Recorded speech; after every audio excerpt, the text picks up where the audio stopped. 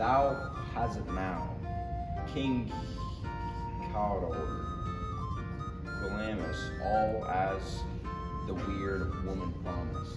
And I fear thou playedst most foully, for yet it was said, it should not stand in thy posterity, but that myself should be the root and father of many kings, if there come truth. As upon thee, Macbeth, their speeches shine. Why, by the verities on thee made good, may they not be my oracles as well, and set me up in hope? But hush! No more. Here's our chief guest. If he had been forgotten, it had been a gathering in our great feast, and all thing becoming. Tonight we hold a solemn supper, sir, and I will respect your presence. Let your highness command upon me, to which the duties are with a most indissoluble tie for every knit. Ride me this afternoon? Aye. We should have else desired your good advice, which still hath been grave and prosperous, in this day's council, but we'll take tomorrow. Isn't far you ride? As far, my lord, as will fill up the time. This and supper, go not my horse the better. I must become a borrower of the night, for a dark hour or twain. Fail not our feast. My lord, I will not.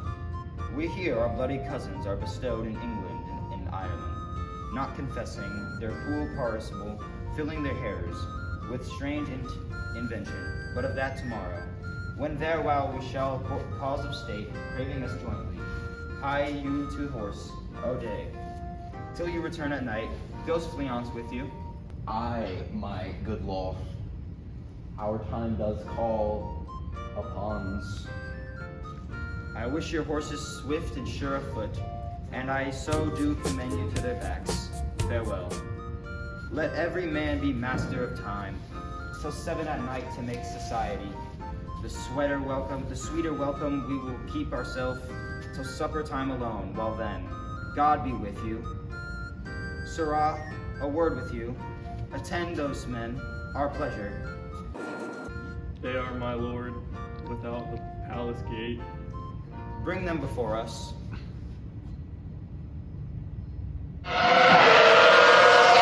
Aye, my good lord, our time calls us upon. I wish your horses swift and sure of foot, and I so do commend you to their backs. Farewell. Let every man be master of this time, till 7 at night to make society. The sweeter welcome we will keep ourselves, till supper time done. While then, God be with you. Sirrah, a word with you, please. Our pleasure. They are, my lord, without the palace gate. Bring them before us. To be thus is nothing, but to be safely thus. Our fears in Banquo stick deep in his royalty of nature. Reigns that which would be feared, 'tis much he dares, and that dauntless temper of his mind, he hath a wisdom that doth guide his valor to act in safety. There is none but he, whose being I do fear, and under him my genius is rebunked. And it is said, Mark Antony's was Caesar's. His chid the sisters when first they put the name of king upon me, and bade them to speak him. Then prophet-like they hailed him father, line of kings. Upon my head they placed a fruitless crown, and put a barren scepter in my gripe, thence to be wrenched with an unlineal hand, no son of mine succeeding. If it be so, for Banquo's issue have I filed my mind. For them and gracious Duncan have I murdered, put rancors in the vessel of peace, only for them and mine eternal jewel, given to the common enemy of men, to make them kings, the seed of Banquo kings. Rather than so, come fate into the list, and champion me into utterance. Who's there? Now go to the door and stay there till we call. Was it not yesterday we spoke together? It was, so please, your highness. Well then, now have you considered of my speeches? Know that it was he in times of past who held you so under fortune. But you thought I'd been our innocent self. This I made good to you in our last conference. Passed in probation with you, how you were born in hand. Excuse me. How crossed the instruments who wrought with them, and all things else to might. To half a soul in a notion crazed, say, thus did Banquo. You made it known to us. I did so, and went further, which is now our point of second meeting. Do you find your patience so predominant in your nature that you can let this go? Are you so gospeled to pray for this good man for his issue, whose heavy hand hath bowed you to his grave and beggared yours forever? We are men, my liege. Aye, in the catalogue ye go for men, as hounds and greyhounds, mongrels, spaniels, curs, chows, water rugs and demi-wolves, and clept all by the name of dogs. The values file distinguishes the swift, the slow, the subtle, the housekeeper, the hunter. Everyone according to the gift which spontaneous nature hath in him closed, whereby he does receive particular addition from the bill that writes them all alike, and so of men. Now, if you have a station in the file, it not the worst rank of manhood, say it, and I will put that business in your bosoms. Whose execution takes your enemy off, grapples you to heart and love of us, who wear our health but sickly in his life, which in his dream were perfect. I am one, my liege, whom the vile blows and buffets of the world have so incensed that I am reckless what I do despite the world. I, another, so weary with disasters, tug with fortune to mend it, to be rent on it. Both of you know Banquo was your enemy. True, my lord. So is he mine. And such in bloody distance, that every minute of his being thrust against my nearest life, and vow I could, with barefaced power, sweep him from my sight. And bid will avouch it, yet I must not. For certain friends, and both his or mine, whose loves I may not drop, but wail his fall, who I myself struck down, and thence it is. Vast I to your assistance do make love, masking your business from the common eye, for sundry weighty reasons. We shall, my lord, perform what you command us. Thou art live. Your spirits shine through you, within this hour at most. I will advise you where to plant yourselves, acquaint you with the perfect spy of time, the moment on it, for must be done tonight, the moment, and something from the palace, always thought to leave, that I require clearness with him, to leave no rubs nor botches in the work.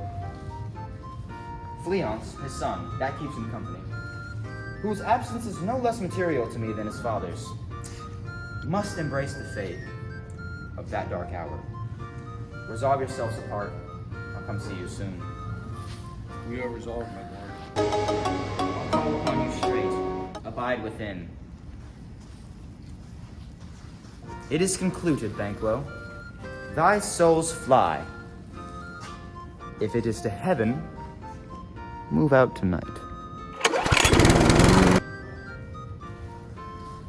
Is Banquo gone from court? Hey, madam. But returns again tonight. Say to the king, I would attend his leisure. Madam, I will. Not had, all spent. Where our desire is got without content, 'tis safer to be that which we destroy than by destruction dwell in doubtful joy. How now, my lord? Why do you keep alone? What sorrows, fancies, opinions make? Using those thoughts which should indeed have died. With them they think on. Things without all remedy should be without regard. What's done is done. We have scotched the snake, not killed it. She'll close and be herself, whilst our poor malice remains in danger of our former tooth. But let the frame of things disjoint. Both the worlds suffer. Ere we eat our meal in fear and sleep, in the affliction of these terrible dreams that shake us nightly. Better be with the dead, whom we, to gain our peace, have sent to peace, than on the torture of the mind to lie in restless ecstasy. Duncan, in his grave, after life's fitful fever, who sleeps well. Treason has done worse, nor steel, nor poison.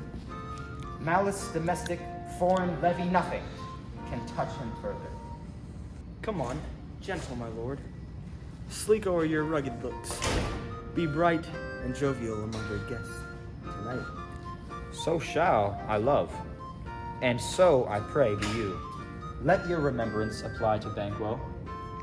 Present him the eminence, both with eye and tongue, unsafe the while, that we must lay our honors in these flattering streams, and make our faces vizards to the hearts, disgusting what they are.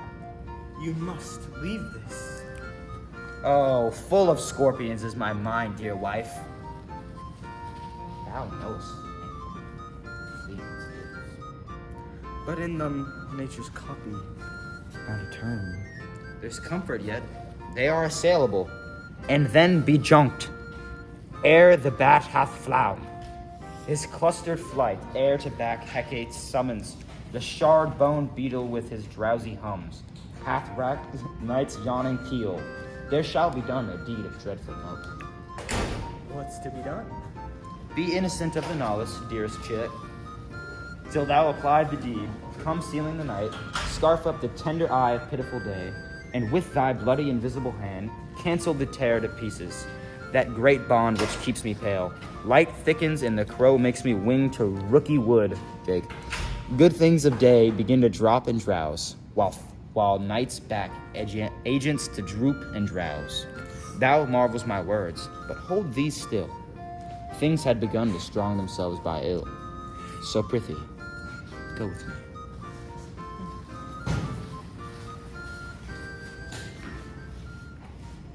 Due to the graphic nature of the clip, the stabbing and murder of Banquo will not be shown on scene.